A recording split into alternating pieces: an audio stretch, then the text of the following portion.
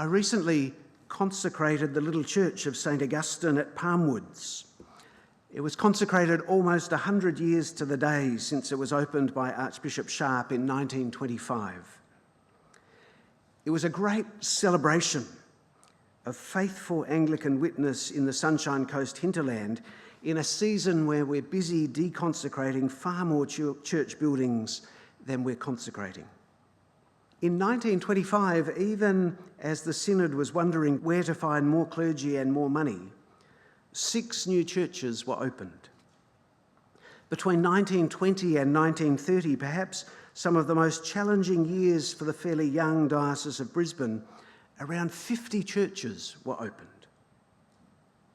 In 2025, not enough money and not enough clergy often seems to paralyse us. We've perhaps lost our nerve. We've certainly become cautious and risk-averse. In 1925, with not enough money and not enough clergy, the Diocese of Brisbane was opening about 5 churches every year. But most interestingly, they were not big churches.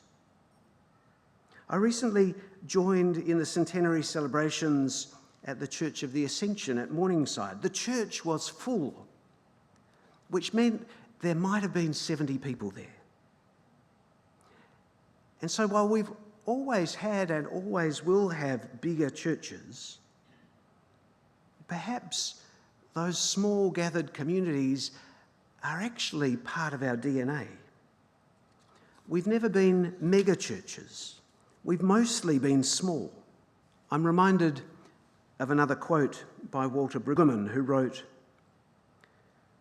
"Wouldn't it be wonderful if liberal and conservative church people who love to quarrel with each other came to a common realisation that the real issue confronting us is whether the good news of God's abundance can be trusted in the face of the story of scarcity?"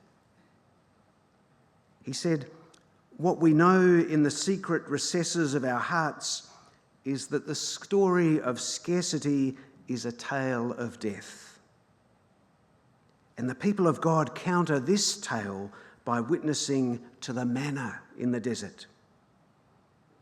He said, as we walk into the new millennium, we must decide where our trust is placed.